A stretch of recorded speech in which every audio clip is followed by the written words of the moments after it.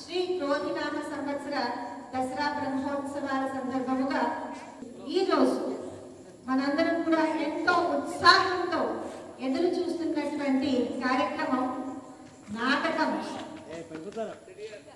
ఈ నాటకం అనేది డాన్స్ కి సంగీతానికి కొంచెం భిన్నంగా ఉంటూ మన నిజ జీవితంలో ఉండే మన రోజు కూడా మన జీవితంలో ఎదుర్కొనే ఈ నవరసాలు ఏవైతే ఉన్నాయో వీటన్నిటినీ కూడా కొంచెం వైవిధ్యభరితంగా చూపిస్తూ మనకి తిరిగి ప్రదర్శించేదే ఒక నాటకం.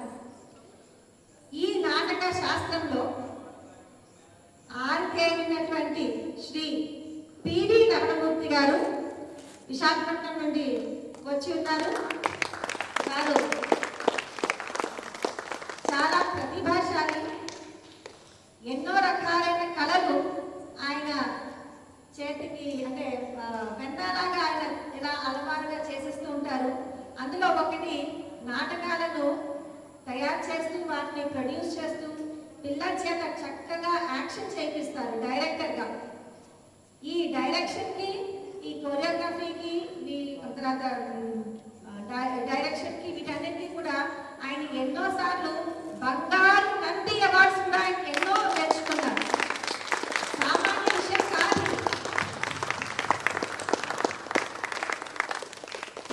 దేవీపురం అన్నది ఒక ప్రత్యేకమైన స్థానం ఉంది ఆయన హృదయంలోని. అదేవిధంగా దేవీపురానికి కూడా, దేవీపురం హృదయంలో ఆయనకి కూడా ఒక ప్రత్యేకమైన స్థానం ఉన్నది. ఎందుకంటే సామాన్యమైన విషయం కాదు. చిన్నారులను ఎవరైతే తల్లిదండ్రులు లేనటువంటి వాళ్ళు ఆర్ఫన్స్ గా ఉన్నారో అటువంటి వారిని, హాస్టల్స్ లో ఉన్నటువంటి పిల్లల్ని, అబ్బాయిని అమ్మాయిని కూడా చేరదీసి వారందరినీ కూడా నాటకంలో మంచి మెడుగులన్నీ కూడా నేర్పించి వాళ్ళ చేత నాటకం వేయించి నంది అవార్డ్స్ తెప్పించుకున్న ఘనత దీనికి చెందింది. సో శ్రీ పిడి రమణమూర్తి గారు ఈ మధ్యలో 2-3 సంవత్సరాలు అడిగినప్పటికీ అప్పుడు కుదరలేదు. ఈ రోజు ఫైనల్ గా కుదిరింది. చాలా చాలా అంటే చాలా ఆనందంగా ఉన్నది. ఎప్పుడెప్పుడా అని చెప్పేసి కోరుకుంటూ ఉన్నాము. ఈరోజు మరొక ప్రత్యేకత ఏంటంటే గురుజీ శ్రీ అమృతానందనాథ సరస్వతి గారు అమ్మవారిలో ఐక్యమైన రోజు ఈరోజు 10వ తేదీ. సో ఇదేటికి 9 సంవత్సరాలు పూర్తయింది. అటువంటిది ఆయనకి చాలా ఇష్టమైనది ఏంటంటే పిల్లల చేత చక్కగా ఈ కార్యక్రమాలన్నీ చేయిస్తుంటే ఆయన ఎంతో ఆనందిస్తారు. అటువంటిది ఈరోజు ఈ నాటిక అనుకోకుండా ఎంతగా కుదిరింది. సో ఇంకొన్ని వివరాలు చెప్పమని చెప్పేసి శ్రీ రమణమూర్తి గారిని కోరుతూ వారికి మైకు అందిస్తున్నారు. సంక్షిప్త భారతం ఒక 9 మంది పిల్లలతో మహాభారతంలోని పాత్రలను పరిచయం చేస్తున్నాం. దానికి రచన అయ్యన సోమయాజుల రామజోగారావు గారు. అలాగే ఈ సంక్షిప్త భారతం తర్వాత ప్రముఖ సినీ రచయిత తనికెళ్ళ భరణి గారు రచించినటువంటి కుక్కురొత్తు ఒక నాటికని ఇద్దరు కొత్త వాళ్ళను తయారు చేసి దానికి ఒక 40 సంవత్సరాల చరిత్ర ఉన్న భారతదేశంలో సంచలనం సృష్టించినటువంటి ఒక నాటికని మీ అందరి ముందు ప్రదర్శించడానికి సిద్ధంగా ఉన్నాం.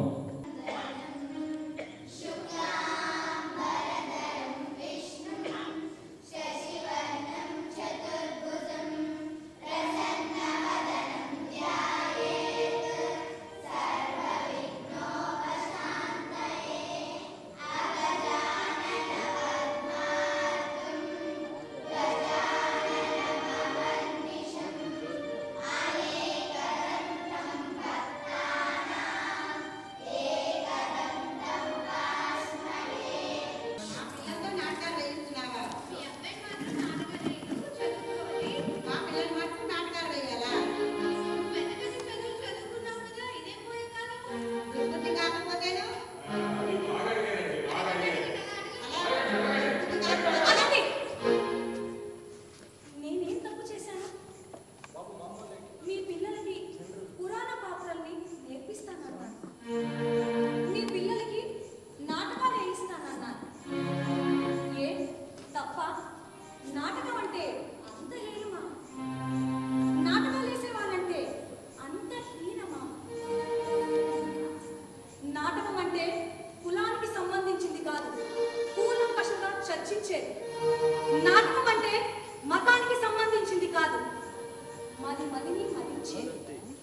ఎంత మందితోనైనా మొత్తం సమాజాన్ని ఆవిష్కరించే ప్రక్రియ.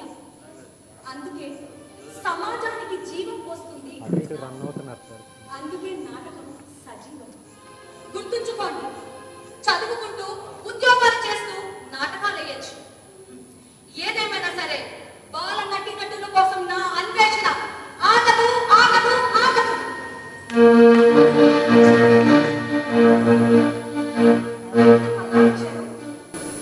మీ పేరెంట్స్ మిమ్మల్ని పంపించారా? మరి ఎందుకు వచ్చారమ్మా? అలా పేరెంట్స్ చెప్పకుండా రావడం తప్పే కదా. పేరెంట్స్కి ఎప్పుడు బాధ పెట్టకూడదు. పేరెంట్స్ చెప్పినట్టు మనం వినాలి, సరేనా? ఓకే, మరి అయితే ఇప్పుడు ఎందుకు వచ్చారు? నాటకాల కోసమే కదా. సరే, ప్రస్తుత కాలంలో తల్లిదండ్రులు ఒక ఆట లేదు పాట లేదు, చదువు చదువు చదువు అంటూనే ఉన్నారు. అలాంటిది ఈ పిల్లలకి నేను పురాణ పాత్రలు నేర్పిస్తూ ఉంటే నన్ను తిడుతున్నారు. కానీ అది ఎంత ముఖ్యమో అన్నది ఇప్పుడు తెలియదండి, తర్వాత మనకు తెలుస్తుంది. సరే, ఇంతకుముందు మనం నేర్చుకున్నాం కదా కొన్ని క్యారెక్టర్స్ పాత్రలు, అవి ఇప్పుడు మన ఫ్రెండ్స్ తోటి చేసి చూపిద్దాం, సరేనా?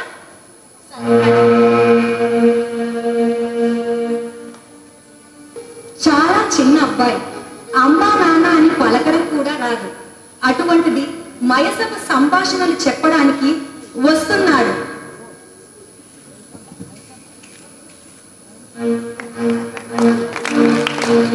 గట్టిగా చప్పట్లు కొట్టండి.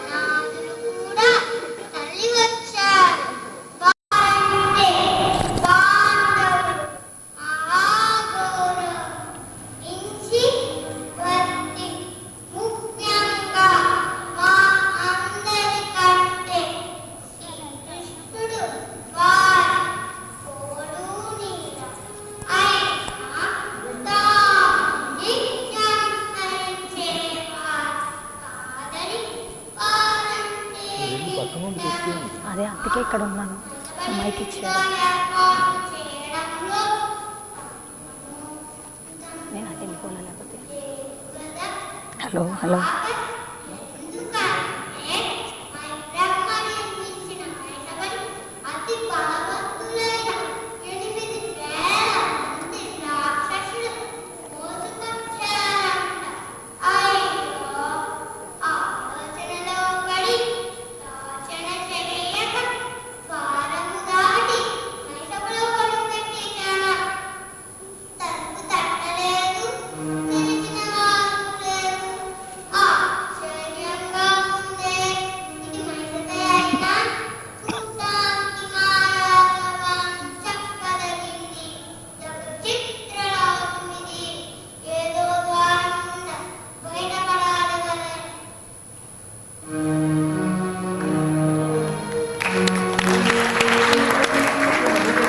చిన్నవాడు కనుక కొంతవరకే చెప్పగలిగాడు. తర్వాత అంతే మీకు తెలిసినదే కదా. మయసభలో అవమానం పొందిన దుర్యోధనుడిని ఓదార్చడానికి శకుని వస్తున్నాడు.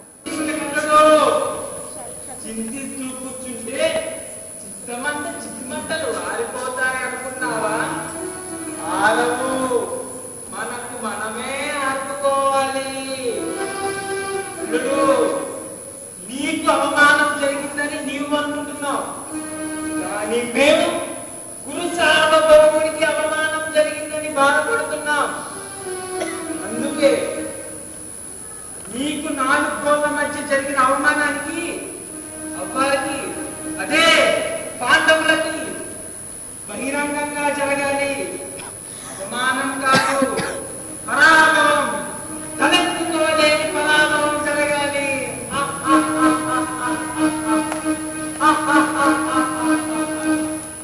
అందుకే వినండి, పాండవుల పతనానికి ఈ శకుని బాధ్యతలు వేస్తారు చూడండి.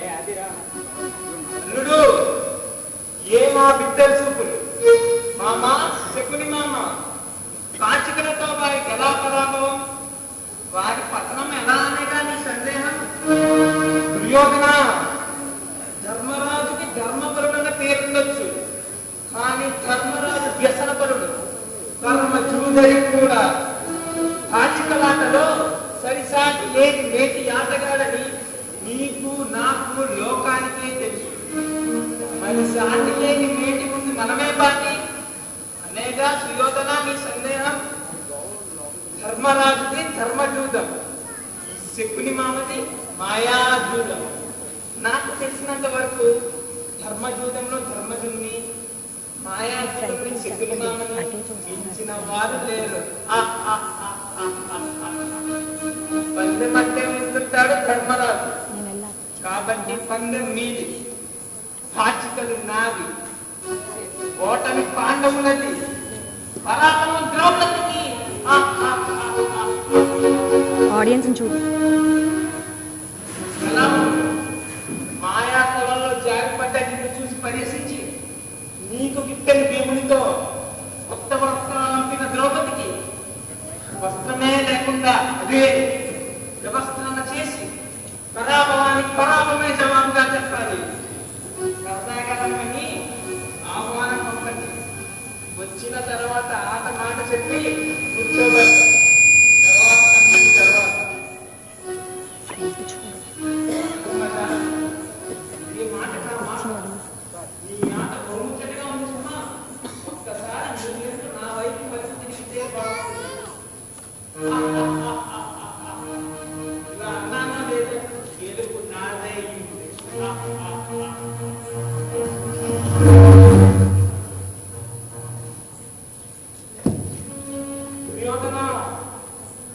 ధర్మరాజు ఐశ్వర్యం, రాజ్యం, తమ్ముళ్ళు, చివరికి ధర్మజునితో పాటు ద్రౌపదిని కూడా గెలిచి నీ బలం చేశాను. కానీ మన గెలుపు యొక్క ఫలితమే లేకుండా వృద్ధులందరూ కలిసి బలాల పేరిట అన్ని తిరిగిచ్చేశారు. ఏం చేద్దామని అనుమతుడు, ఏం చేద్దామని ప్రశ్నలోనే చేద్దామని ఉంది. దుర్యోధన, యూదంలో ఒక్కసారి గెలిస్తే ఇంకా గెలవాలని మళ్ళీ మళ్ళీ ఆడతారు. అదే ఒక్కసారి ఓడిపోతే పోయింది రాబట్టుకోవడానికి మళ్ళీ మళ్ళీ ఆడతారు. నిజానికి మనం జూదం ఆడతామని అనుకుంటాం, కానీ అదే పొరపాటు. జూదమే మనల్ని ఆడతారని అనుకో. దుర్యోధన, జూదం హక్కు ఎలాంటిదంటే ఆడిస్తుంది, గెలిపిస్తుంది, ఓడిస్తుంది. ఈసారి జూదం మనల్ని గెలిపించింది, మళ్ళీ మనల్ని గెలిపిస్తుంది. దుర్యోధన, పాండవులు ఇంద్రప్రస్థానానికి బయలుదేరారు. రాజధాని చేరకముందే జూద ఆహ్వానం పంపించండి. ఈసారి పందెం అలాంటిది ఇలాంటిది కాదు, విశ్వ చరిత్రలోనే లిఖింపబడిన ఏకైక పందెంగా అవుతుంది. అయితే ఈసారి పందెంలో నిబంధన ఏమిటో తెలుసా? ఓడిన వారు 13 సంవత్సరాలు అరణ్యవాసం, ఆపై 1 సంవత్సరం అజ్ఞాతవాసం చేయాల్సిందే. ఒకవేళ అజ్ఞాతవాసంలో ఏ ఒక్కరి గుర్తు రెట్టైనా మళ్ళీ 13 సంవత్సరాలు అరణ్యవాసం, ఆపై 1 సంవత్సరం అజ్ఞాతవాసం చేయాల్సిందే. దుర్యోధన, మళ్ళీ చెప్తున్నాను నేను, ఈసారి కూడా గెలుపు నాదే. ధర్మదేవత ఖండించవా, ఇదే నా ఆఖరి పాచికల. శకుని మాయాజూదంలో ఓడిపోయిన తర్వాత దుశ్శాసనుల, దుర్యోధనుల అరాచకానికి మహామహలున్న కురుసభలో ప్రతి ఒక్కరిని తన మాటలతో నిలదీయడానికి వస్తున్నది ద్రౌపది.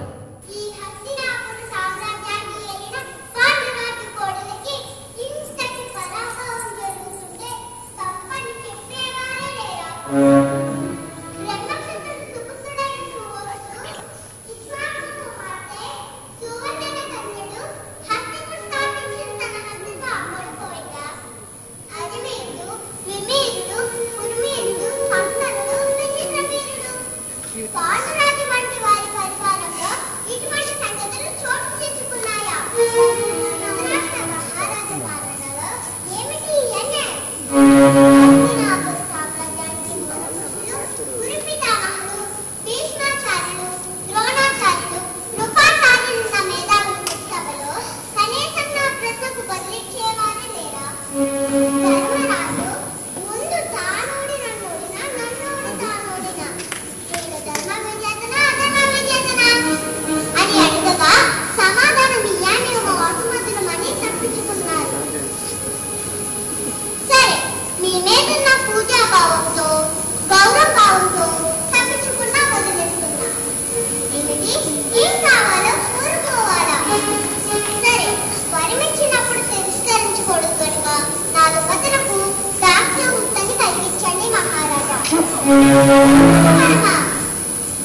అయినచో మా రాజ్యాన్ని మా సంపదని ప్రసాదించండి చాలు. మన్నించండి, మీకు తెలియని ధర్మ మహారాజా. క్షత్రియ కాక రెండు వరువుల కంటే కోరుకోకూడదు. పాండవులు అరణ్యవాసం పూర్తి చేసి అజ్ఞాతవాసం గడపడానికి విరాట కొలువులో చేరారు. అక్కడ అందంగా ఉన్న మాలినిని పొందడానికి అదిగో వస్తున్నాడు కీచకుడు. ఎంత మంచి పేరు! కొలువులు కొలనులో ఉంటాయి కానీ కొలువులో కాదు. నీ వంటి వారు ఒంటరి వారు. నా వంటి వారితో రస కొలువు చేయాలి కానీ రాజ కొలువు కాదు. ఏమి మహారాణి ప్రియసఖి గురించి సులకన తీసి మాట్లాడేనా? నేను కూడా ప్రియసఖిని నే కదా అన్నాను. ఏమిటి కోరుల సతిని పతివ్రత కాంతి కోరుట ఖాళీ కాదా? నే కోరేది కూడా పతివ్రతమే కదా. నీ పొందే లేనప్పుడు మరణమే శరణ్యం. అయినా నేను మరణించే ముందు 5 గంధర్వ భక్తులున్న నీవు నాతో అనుకోవచ్చు కదా. చూరుమాలిని, ఈ కీచకుడు మనసు పడినా మనస్సు పెట్టినా ముందు వరకు వదలడు. అందాక వేసి ఏది ఎక్కడున్నా ఈ సింహములను కాంతలనే కాళ్ళ దగ్గర రప్పించుకోగలవాడను. ఈ ఆటలో ముందు బలహీనమైనది కదా. రాజకారణ తప్ప రసరాజకారణ ఎరుగని నన్ను నీ ముఖాలను నీ పాదాల కిందకే రప్పించుకుంది. మాట్లాడలే. ఓ చిక్కడున్నావా? హంసతూలిక రథం మీద కూర్చున్న రీతి చూస్తుంటే గంధర్వ సిక్కు బయటలో కూర్చున్నట్లనిపిస్తుంది. నీవన్నట్టు 5 గంధర్వ పొతులున్న నీవు గంధర్వ కాంతమై ఉంటావు గాని సామాన్య కాంతం మాత్రం కాదు. మాలిని, చూసావా? నీ కోసం కాదు కాదు మన కలయిక కోసమే తిరిపప్పులు వచ్చినట్లుంది కదూ. రాకాసుగా కట్టు వెన్నెల పరిచినట్లుంది కదూ. వెన్నెలనే మొక్కులు మాటన దాచినట్లు నీ సుందర వదనాన్ని ముసుగు మాటన దాచుకుంటే ఎలాగో. ఓ రసక్రియని పెట్టు కూడా పట్టు లాంటిదే. ఎవరి నీవు? ఓ వంటవాడివా? అదే వంటలవాడివా? నన్ను మట్టు పెట్టమని మాలిని నిన్ను పంపిందా? చూడు, నీ వంట బలం నీ వంటకే పరిమితమైతే మంచిది. అతి చేస్తే నా చేతుల్లో ముంచేస్తావు. పాండవులు అరణ్యవాసం అజ్ఞాతవాసాన్ని ముగించుకున్నారు. అర్ధరాజ్యాన్ని అడగడానికి శ్రీకృష్ణుడిని దూతగా పంపారు. కురుసభలో అదుగో ప్రవేశిస్తున్నాడు కృష్ణుడు. మహారాజా, మీ అందరి ఆశీస్సులతో పాండవులు వారందరూ క్షేమంగానే ఉన్నారు. పాండవులు విశేషించి కోడలి ద్రౌపది మిమ్మల్ని గాంధారిని తోటి కోడలను మరీ అడిగింది. ఇక ఇంతవరకు జరిగిన సంఘటనలు మీకు తెలియకపోవు. చిరుప్రాయం నుంచే కురు పాండవుల మధ్య వయసుతో పాటు శత్రుత్వం కూడా పెరుగుతూ వచ్చింది. నీ పుత్ర ప్రేమ సత్య అసత్యాలను ధర్మాలను అధిగమించింది. మామ, తప్పుని తన ఇళ్ళకి ఏం జరిగిందో తెలుసుకోలేకపోయావా? ఫలితంగా దాయాదుల మధ్య అనేక వర్ణాలను చోటు చేసుకున్నారు. పాండవులు పాండవులు ఈ నేడు తమ అర్ధరాజ్యాన్ని పంచుకోమంటున్నారు. ఇక నీ పుత్రులకు నచ్చ చెప్పి తమ్ముని తన ఇళ్ళకి అర్ధరాజ్యం చూపించి వారితో సేవలే చేయించుకుంటావో, సమరమే చేయిస్తావో, సమరస్యంగా వ్యవహరిస్తావో నీ ఇష్టం. బావా, బావా, యోధన సర్వభౌమ వింటివి కదా. నీవే సర్వ స్వతంత్రుడు అని ఈ ధనుకులు చెప్పిన మాటలు వింటివి కదా. స్వతంత్రించి ఈ గురుతండ్రి పాండవులకి ఏం చెప్పదలుచుకున్నావు? ఏం పంచదలుచుకున్నావు? పాండవులకి బదులివ్వదలుచుకున్నావా? బాబా అవునా? అంగీకారం అనుకోమందువా, తిరస్కారం అనుకోమందువా? జుతి నిబంధన ప్రకారం 13 సంవత్సరాల అరణ్యవాసం చేసి సంవత్సరం పాటు అజ్ఞాతవాసం చేశారు. అరణ్యవాసంలో వర్ణిస్తారనుకున్న వారు తిరిగి వచ్చిన వారికి అర్ధరాజ్యం ఇవ్వడం ధర్మం కాదా? వారంతటి గొప్పవారు కాకపోతే వీరెన్ని ఇక్కట్లకు గురి చేసిన అరణ్యవాసం అజ్ఞాతవాసం నుండి బయటపడ్డారు.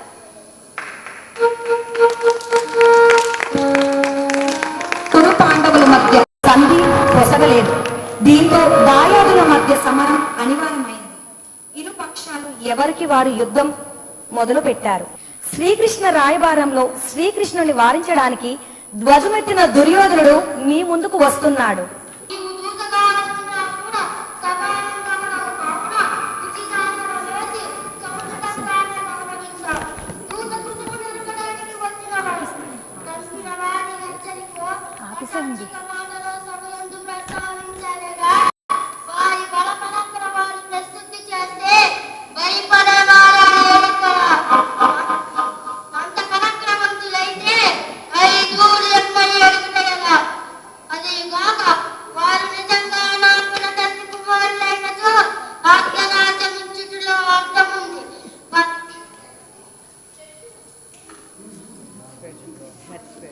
వారు నిజంగా నా పిల్ల తండ్రి కుమారులైనచో అర్ధరాజ్యమిచ్చుటలో అర్థముంది.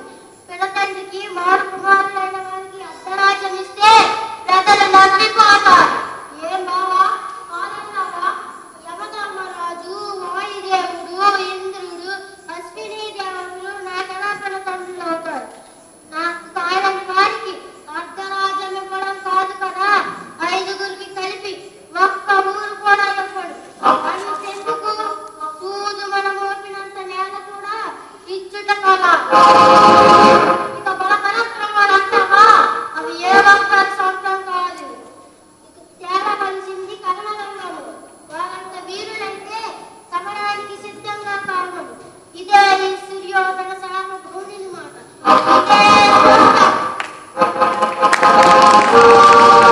సభలో కృష్ణుడు సంధి చేయడానికి ఎంత ప్రయత్నించినా దుర్యోధనుడు సూది మోపినంత స్థలం కూడా ఇవ్వనన్నాడు. దీంతో యుద్ధం అనివార్యమైంది.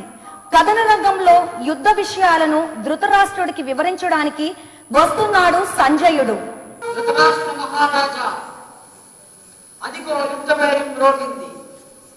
కథనానికి సిద్ధమైన వీరాది వీరులు ఒక్కొక్కరు రథాల మీద రణభూమికి తరలి వస్తున్న తీరు ఎలా ఉందంటే, అధికంగా వచ్చుచున్నది కురువంశ సంరక్షకుడు, హస్తినాపుర సామ్రాజ్యానికి పరిరక్షకుడు. భీష్ముడి రథము రణమందు నేల మీద ప్రత్యక్ష సూర్యుడు ఒకడు. గ్రీష్మందు రోహిణి కార్తీ గ్రీష్మాది గ్రీష్మమతడు. విల్లెక్కు పెట్టి వెలువరించు బాణములల్ల మధ్యాహ్న బాణుడి కిరణములు. అసంఖ్యాక యుద్ధానుభవ ధీరుడు ధీమంతుడు. గురువు పరశురాముడిని ఎదిరించి నిలువరించిన విలుకాడు. మరో భార్గవరాముడు భీష్ముడు యుద్ధ భూమి కరుదించినాడు. వచ్చిందదిగో బాణ విద్యలందు బోసరం. భీష్ముడు మెచ్చిన యుద్ధ విద్యల వేడి. అస్త్ర శస్త్రాంత అర్థమే అతడు. ద్రోణుడతడు కుంభ సంభవుడు. చేత చాపకున్నా చాలు ఎవ్వడేననేమే వెన్ను చూపవలసిందే. అదిగో కౌరవాధీశుడతడు. మానవుడు సుయోధన సార్వభౌముడు. సుపరిపాలనా దక్షుడు. బాహుజ బలవంతుడు. కృష్ణాగ్రజుడు. బలరాముని ప్రియక్షుడు. గదహరితమందు బహునేర్పరి. మహాగజం మీద మహాగజం ఒకటి ఎక్కి వచ్చిందేమో అన్నట్లు వచ్చనంత దుర్యోధనుడు. మరి ఆ వెంటవచ్చు వాడు తప్పడిని గెలువ కంకణం కట్టుకున్న కర్ణుడదు. సూర్యాంశ సంభూతుడు, శౌర్యవంతుడు, సూత కులాబ్ది సోముడు. దాన గుణమందు బలిచక్రవర్తికి సమానమతుడు. గురువు భార్గవరాముడు భూదేవి విప్ర శాపకృష్ణుడయ్యి రణమున మరణము దత్యమని తెలిసి మహేంద్రుడే దానమడిగాడని శత్రువుల వెంట సామర్థ్యమున్నాచాడు. సహజ కవచ కుండలము లేదని దానమిచ్చిన మహాకనుడు గుణనీయుడు. అందుకే అతి దానార్థక కన్నా అని చెప్పబడింది. ఉన్నదదిగో ధర్మరథం. అధిరోహించిన వాడు పాండవాగ్రజుడు ధర్మరాజు. యమధర్మరాజు సుతుడు. ధర్మవర్తి సమవర్తి అతడు.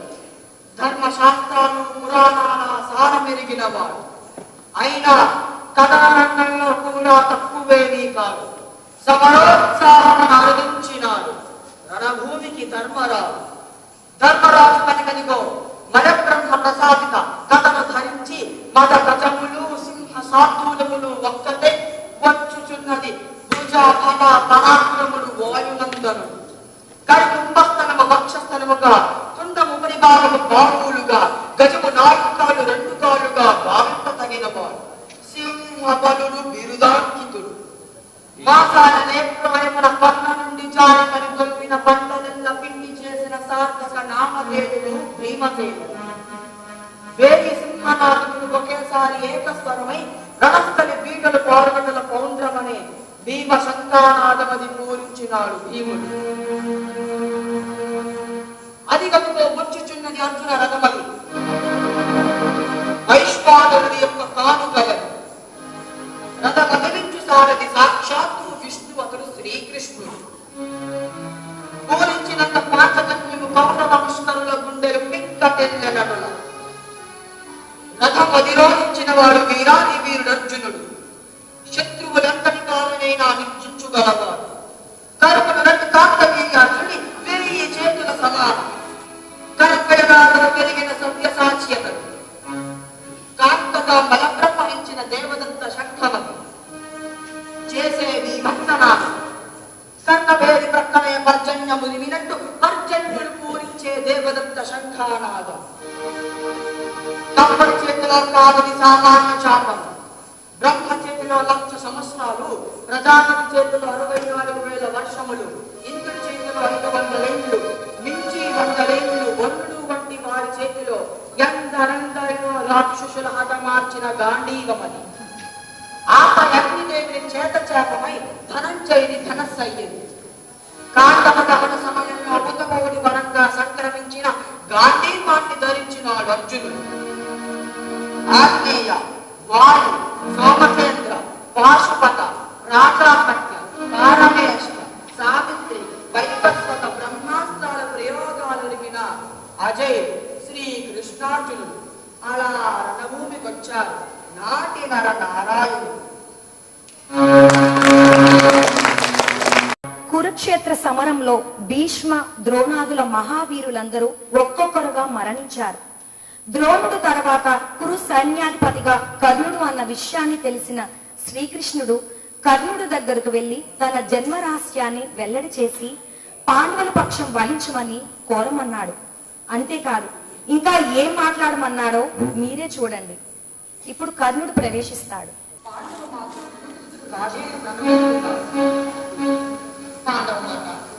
మీరిలా శత్రు శిబిరానికి రాకూడదు. మరొక కన్నాను ఉచ్చరించినట్టున్నారు. కన్నాను సంబోధించండి అమ్మా. నేను కౌంటేనని తెలుసు. అవును, రాజపాలన విఫలమైనప్పుడు నా జన్మరహస్యాన్ని చెప్పి నన్ను పాండవపక్షం వహించమన్నాడు కృష్ణుడు. పాండవపక్షంలోకి రావడం అసాధ్యమని నేను అప్పుడే చెప్పాను. భీష్మాచార్యులు వారు కూడా అంపశయ్య మీద ఉన్నప్పుడు నా జన్మరహస్యాన్ని చెప్పారు. కానీ నీతి నియమాలు ధర్మాధర్మాలు తెలిసిన వాడు కనుక నన్ను పాండవపక్షం వహించమని కోరలేదు. మీరు గర్భంలోకి వచ్చుంటే దయచేయండి. క్షమించండి కుంతీదేవి. మాటి మాటికి కన్నా కన్నా అని పిలవకండి. ఏమిటి కన్న కొడుకుని ఎందుకు పిలవకూడదా? ఓ, కన్న కొడుకుని ఇప్పుడు గుర్తుకొచ్చిందా? కన్నాక నిర్దాక్షిణ్యంగా నదిలో జార విడిచినప్పుడు కొడుకుని గుర్తుకు రాలేదా? అదే యుద్ధ విద్యా పరిస్థితిలో పాల్గొనడానికి సహజ కుండనాలతో వచ్చిన నన్ను చూసి కన్నాయని పిలవాలనిపించలేదా?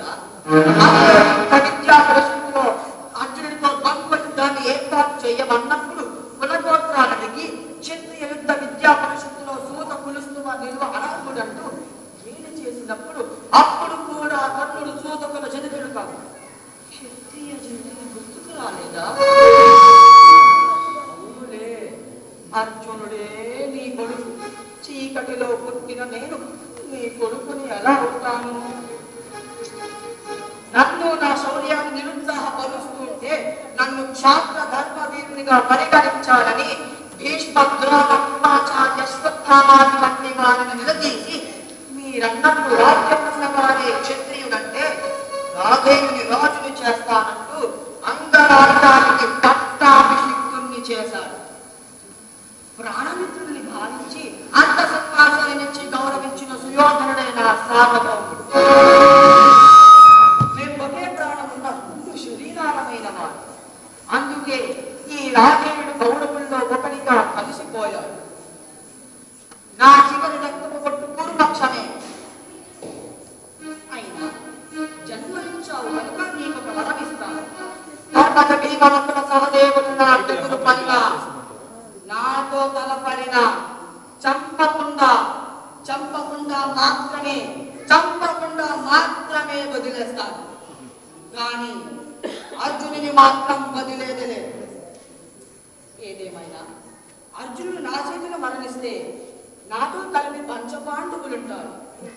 నేనే అంతమైతే మీ పంచపాండవులు నీకే ఉంటారు. దయచేసి నన్ను రాజేదిగానే భావించండి. ఇక దయచేయండి. ద్రోణుడు తర్వాత కర్ణుడు సైన్యాధిపతిగా అయ్యాడు. కానీ అతనికి రథసారథిగా వ్యవహరించిన శైల్య మహారాజునితో తన విధేయతను రాజభక్తిని వివరిస్తూ పెదప అర్జుని చేతిలో నేలకూలిన వైన్యాన్ని మీరే చూడండి. గురు సార్వభౌమ, ఏదో ఆవేశంలో అంటున్నావు కానీ పైన భీష్మద్రోణ తరువాతే ఎంతటి వారేనా? అందుచేత ద్రోణాచార్యుల వారే గురు సైన్యాధిపతికి అర్హుడు. అదే వీరధర్మం. గురుదేవ, ఈ రాజుని పనిచేస్తారు. మందర దేశాధినేత శైల్య మహారాజుకి కర్ణ మహారాజు అభివాదం చేస్తున్నారు.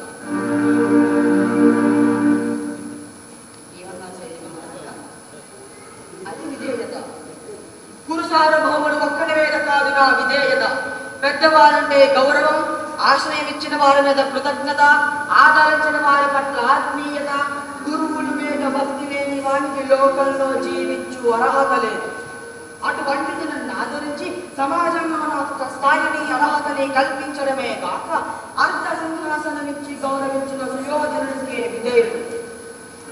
తమ కుమారుడిగా భావించి ఆత్మీయత పంచిన గాంధారి మాటకు విధేయుడు. అన్నగా చూసిన గురు సోదరుడికే విధేయుడు. తమలో ఒకరికి అభిమానించిన భీష్మద్రోణ కృపాచార్య అశ్వత్థామాది వంటి వారికే విధేయుడు. మనిషికి ఎలాగో మరణం తప్పదు, కానీ మరణంలో కూడా విధేయుడు ఉండాలి.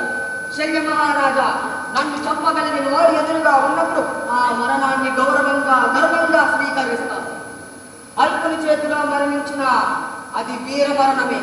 కానీ ఇచ్చిన మాట ఆడిన మాట తప్పి మరణిస్తే అది హీన మరణమే. ఆ మరణం నాకొద్దు. శల్య మహారాజా, విల్లెక్కులు పెడుతున్నప్పుడు సలహాలు ఇవ్వకండి. ఏకాగ్రత దెబ్బతింటుంది. మంద దేశాధిప అర్జునుడిపై ప్రధాన్ని పోలిస్తారా? ఏమిటి నాగాస్త్రం గురి తప్పింది. క్షమించు నాగరాజా, వాడిన బాణాన్ని రెండోసారి వాడు.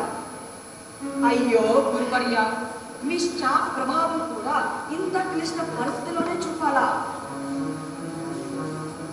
ఎన్ని అడ్డంకులు వచ్చినా నా చివరి రక్తపు కొట్టుకురు రాజు సార్వభౌమత్వం కోసమే దారపోస్తాను.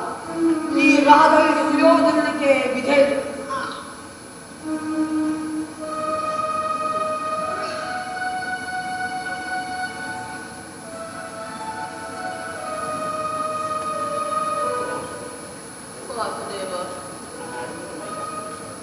నిన్ను తెలుసుకోవడం సాధ్యం కాదు. నేనెంతవాడు భూషణలకు అతీతుడవు. నేనంత మూర్ఖులను కృష్ణ.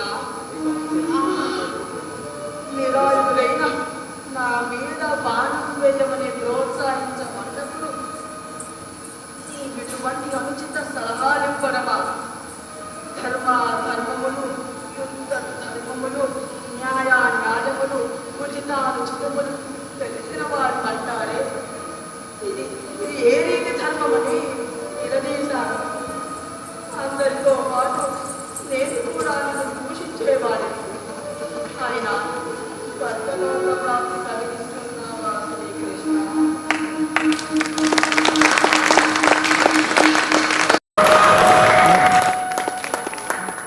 వచ్చావా కుండీ మాత? నీ తనయుల్ని కట్టేసుకొని నీ రాత్రి చివరి చూపు కోసం వచ్చావా? నించో మెల్లిగా. మాటిచ్చినట్టు నీ పుత్రుల్ని ప్రాణాలతో వదిలేశాను. కానీ నీ కొడుకుల చేతిలో నా కొడుకుల్ని పోగొట్టుకున్నాను. నీ కొడుకులు రక్షించక మాట తీసుకున్నావు కానీ నీ కుమారుని నా కుమారులేమి చూస్తానని ఒక్క మాట ఇయ్యలేకపోయావు. గట్టిగా. అవునులే, కొడుకుని కాలేకపోతున్నా నీ కన్న కొడుకుని. కానీ ఒక్క మాట, వీలైతే మరణం ముందు కూడా ఎదుటివారి కోరిక తీర్చాలని ధర్మం చెబుతోంది. నన్ను కన్నాడిని కాదమ్మా, కన్నాడిని పిలువమ్మా. నీ కోరిక తీరుతుంది, నాకు సంతృప్తి మిగులుతుంది. దుఃఖించకు ధర్మజ, ఇది చేతిలో మనం కానీ మన చేతిలో విధి లేదు. ఎలా జరగాల్సి ఉంటే అలా జరుగుతుంది. అమ్మ, నీ పంచపాండవుల్ని నీకే వదిలేసి వెళ్ళిపోతున్నాను. నీ ఆత్మను వదిలి వెళ్ళిపోతున్న బాధే నన్ను దహించి వేస్తోంది. గురుసార్వభౌముని కోరిక తీర్చలేక వెళ్ళిపోతున్నాను. ఏ పనులని పండించు మిత్రమా.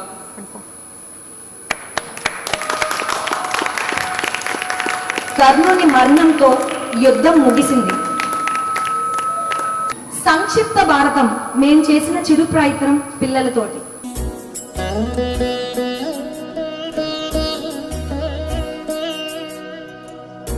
Thank you.